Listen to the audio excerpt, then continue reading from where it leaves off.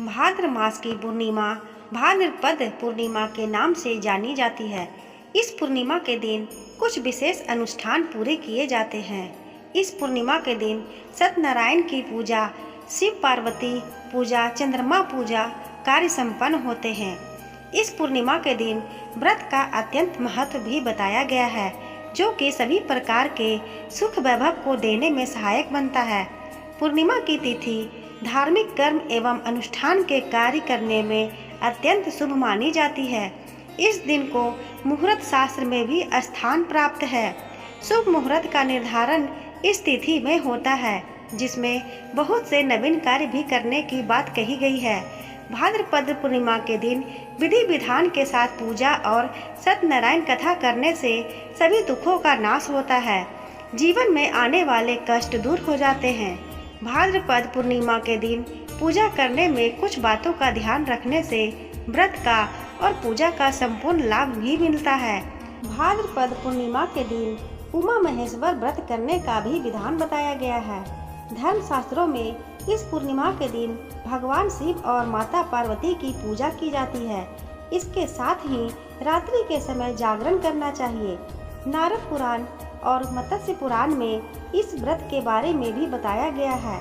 इस व्रत को करने से मांगलिक सुख मिलते हैं, दाम्पत्य सुख प्राप्त होता है। उमा महेश्वर व्रत के साथ ही कथा भी सुननी चाहिए।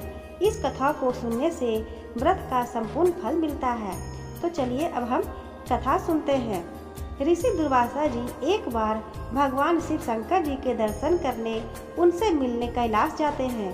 कैलाश पर भगवान शिव और माता पार्वती के दर्शन कर वह अत्यंत प्रसन्न होते हैं।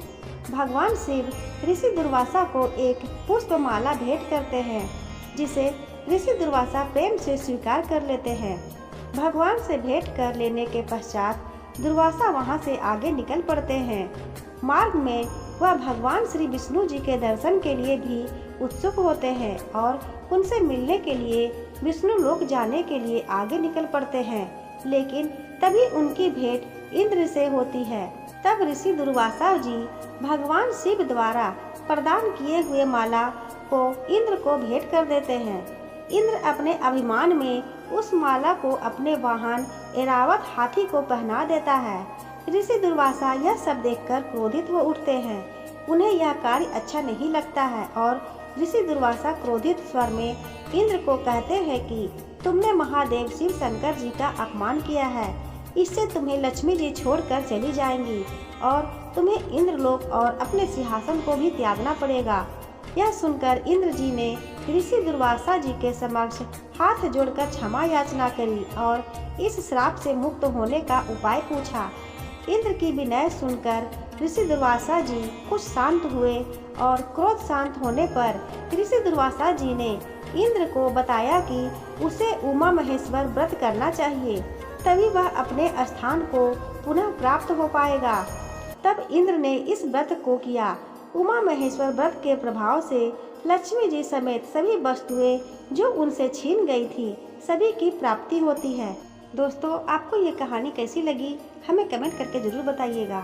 कहानी अच्छी लगी हो तो वीडियो को लाइक करें और अपने दोस्तों के साथ शेयर करें। चैनल को अभी तक सब्सक्राइब ना किया हो तो चैनल को सब्सक्राइब कर लें, क्योंकि मैं ऐसी कहानियाँ रोज़ लाया करती हूँ। धन्यवाद।